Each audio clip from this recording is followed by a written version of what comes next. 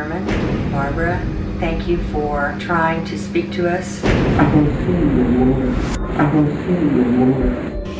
EVP, or electronic voice phenomena, are unexplained recorded voices.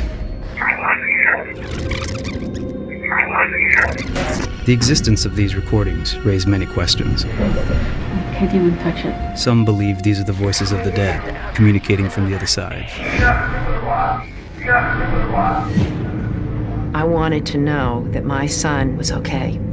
I've always been a believer in the afterlife, but never as strong as I believe it now with all the evidence that I've gathered together. When you hear that voice, it changes your reality. What is this? How could this voice be there? There's some activity recently up here because we've heard that recently there was suicide.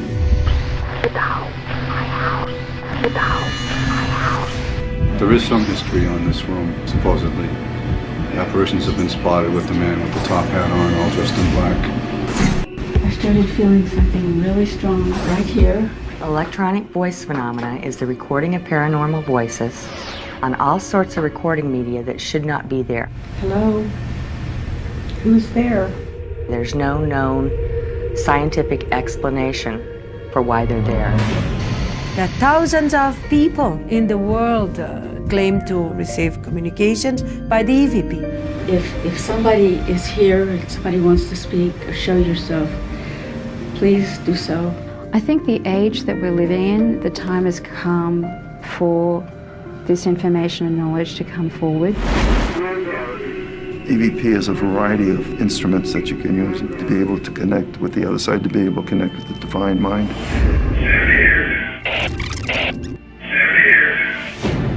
Repeatedly, tests have been done, and we are not picking up radio signals. The AAEVP is the American Association of Electronic Voice Phenomena. We simply exist to educate the public about EVP. Sarah Eastup was the original founder. Back in about 1975, I started a quarterly newsletter, and I kept the thing going for 18 years, and it grew and grew, and I ended up with about 300 members in about 40 states in this country and 12 or 13 foreign countries. Okay, sweetie, you come up here and play what you think you have. Yes, I hear that. Very heavy. She asked, what is life like on the other side? He said, very heavy, which may mean he's not too happy. People studying various forms of phenomena voice, and they describe electronic voice as a thickening of available background noise.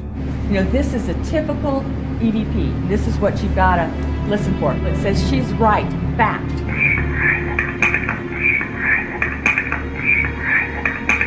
Basically what it boils down to is that we believe it's a telekinetic manipulation of physical energy. Anybody get anything? It's the type of results that we got over the years that have convinced me that EVP is a communication with another level of reality, another level of intelligence. We get so excited because, you know, I know that this is a voice. What our association is about is bringing this to the mother that has lost the child, to the husband that's lost the wife. Right from the beginning, we're really not interested in skeptics, we're interested in helping people. I came to be here because, of course, I lost my daughter on December 23rd, 2001, and 5 months later, my niece picked her voice off her computer.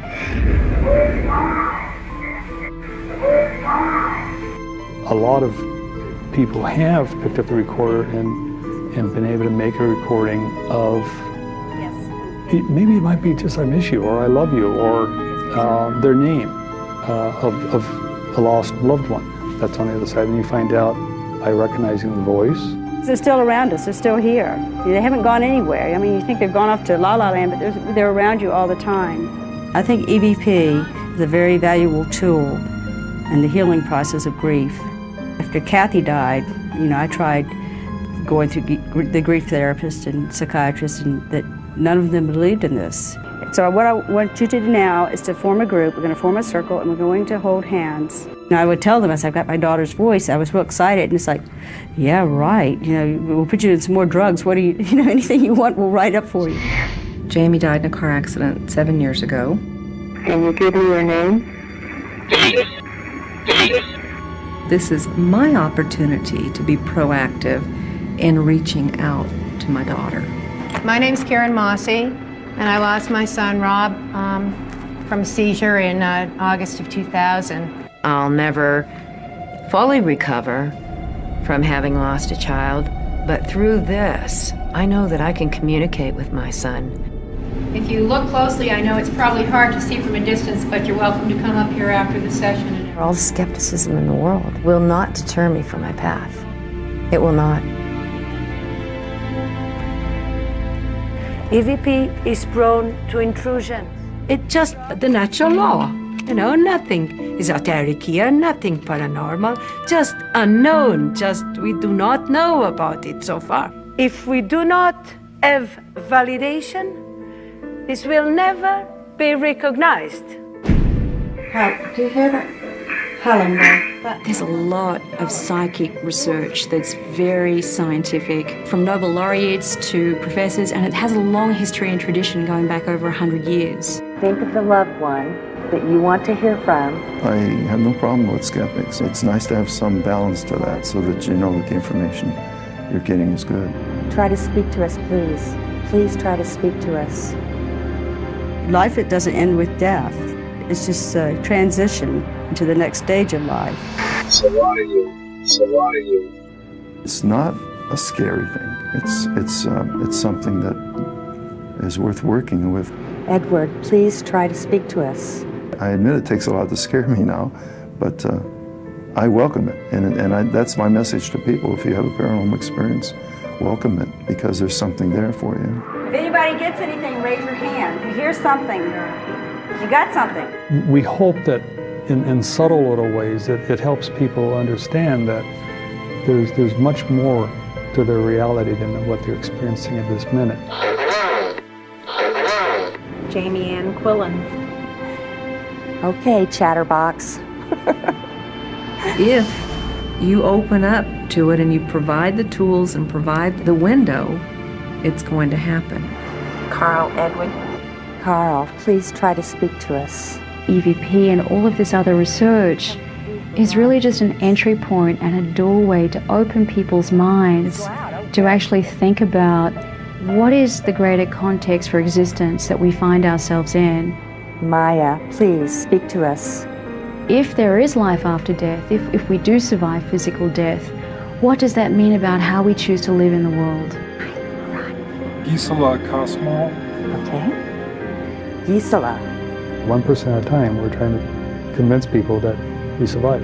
See for yourselves, make all the tests yourselves, do your own analysis, and then decide honestly.